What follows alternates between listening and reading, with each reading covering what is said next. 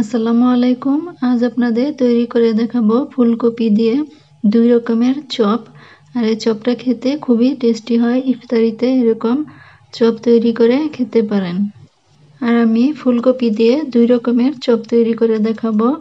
আর এই চপ খুব টেস্টি হয়। বাসায় এভাবে তৈরি করে খেতে পারবেন। খেতে খুবই মজা হয়।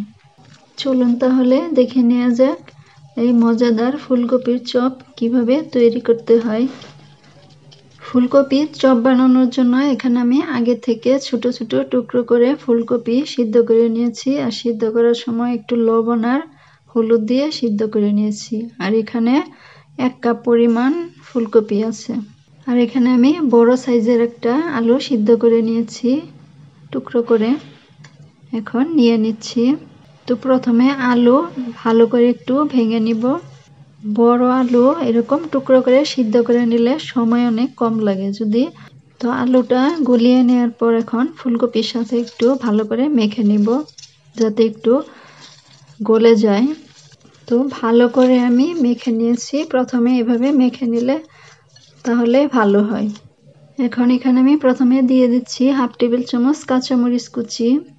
আর দিয়ে দিচ্ছি 1/3 কাপ পরিমাণ পেঁয়াজ কুচি।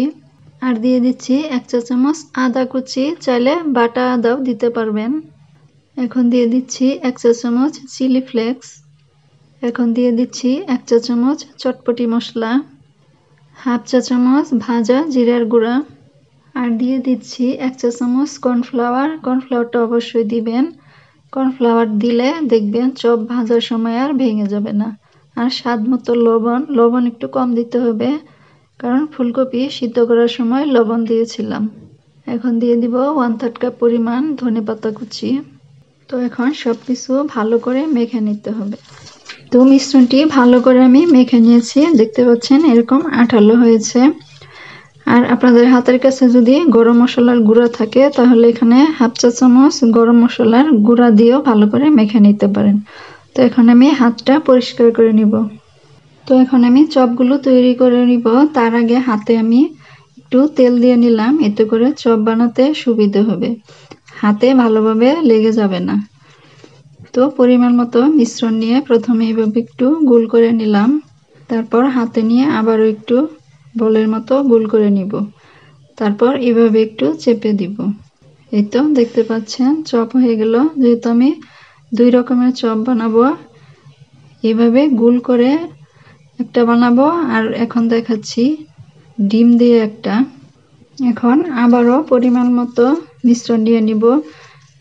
এটা ডিম দিয়ে করব, এজন্য একটু বেশি নিতে হবে। তো হাতে নিয়ে এভাবে একটু ছড়িয়ে দিতে হবে। তারপর মাঝখানে 1 ফালি ডিম দিতে হবে। একটা ডিম আমি এরকম 4 ফালি করে নিয়েছি। এখন ভালো করে চারদিক দিয়ে ঢেকে দিতে হবে। তো চারপাশ দিয়ে ঢেকে দিয়ে তারপর ভালো করে সমান করে মসৃণ করে নিতে হবে। এই তো এইভাবে সবগুলো চপ আমি তৈরি করে নিব। তো সবগুলো চপ তৈরি করে নেওয়ার পর এখানে আমি 2টা ডিম ফেটিয়ে নিলাম সামান্য একটু লবণ দিয়ে। এখন ডিমে চুবিয়ে তারপর ব্রেড ক্রামে গড়িয়ে নিতে হবে। এই তো প্রথমে একটা চপ নিয়ে নিলাম। এখন ডিমে এভাবে উল্টে পাল্টিয়ে চুবিয়ে নিতে হবে। তারপর ব্রেড ক্রামে নিয়ে নিতে হবে। তো নিয়ে সাথে সাথে চারদিক দিয়ে ভালো করে ব্রেড ক্রাম দিয়ে দিতে হবে। আপনারা চাইলে টুস বিস্কিটের গুঁড়াও গড়িয়ে নিতে পারেন। ভালো করে চারদিকে উল্টিয়ে পাল্টিয়ে 2 পাশ ব্রেড ক্রাম ভালো করে লাগিয়ে নিতে হবে যাতে ভাজার সময় ভেঙে না যায়। এই তো ভালোভাবে লাগিয়ে নিয়েছি। তো এখন ডিমের একটা চপ নিয়ে নিলাম। এখন আবারও ভালোভাবে উল্টিয়ে পাল্টিয়ে ডিম লাগিয়ে নিতে হবে। তারপর লাগিয়ে ব্রেড ক্রামে নিয়ে নিতে হবে। তো নেওয়ার পর ভালোভাবে এভাবে গড়িয়ে নিতে হবে ব্রেড ক্রামে। যত বেশি ভালোভাবে ব্রেড ক্রাম মাখিয়ে নেওয়া যাবে তাহলে চপ অনেক ভালো হবে, ভাজার সময় আর ভেঙে যাবে না, খুলে যাবে না। তো একটু চেপে চেপে লাগিয়ে নেবেন 4-5টা। এই তো ভালো করে লাগিয়ে নিয়েছি। তো এইভাবে করে সবগুলো চপ আমি রেডি করে নিব। তো সবগুলো চপ আমি তৈরি করে নিয়েছি, দেখতে পাচ্ছেন। আর আপনাদের একটা টিপস বলে দেই, ব্রেড ক্রামে গড়ানোর পর কম করে হলে 15 থেকে 20 মিনিট রেস্টে রেখে দিবেন। এতে করে ব্রেড ক্রাম চপের গায়ে ভালোভাবে সেট হবে। ব্রেড ক্রাম লাগিয়ে সাথে সাথে যদি তেলে দেন, দেখবেন অনেক সময় অনেক ব্রেড ক্রাম খুলে আসে। তাই যদি রেস্টে রেখে ভাজেন, তাহলে দেখবেন অতিরিক্ত ব্রেড ক্রাম আর খুলে আসবে না।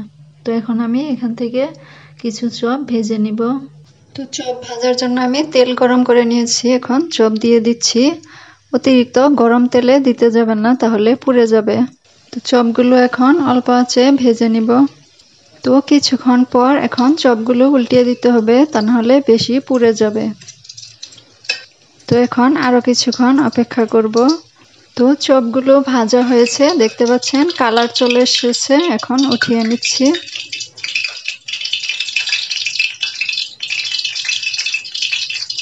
তো চপগুলো আমি ভেজে নিয়েছি, দেখতে পাচ্ছেন কতটা ইয়ামি হয়েছে। খেতেও মাশাআল্লাহ অনেক মজা হয়। এই রমজান মাসে ইফতারিতে একবার এভাবে বানিয়ে খেয়ে দেখবেন, ছোট বড় সবাই খুব পছন্দ করবেন। তো আজকের মতো এখানেই বিদায় নিচ্ছি। আল্লাহ হাফেজ।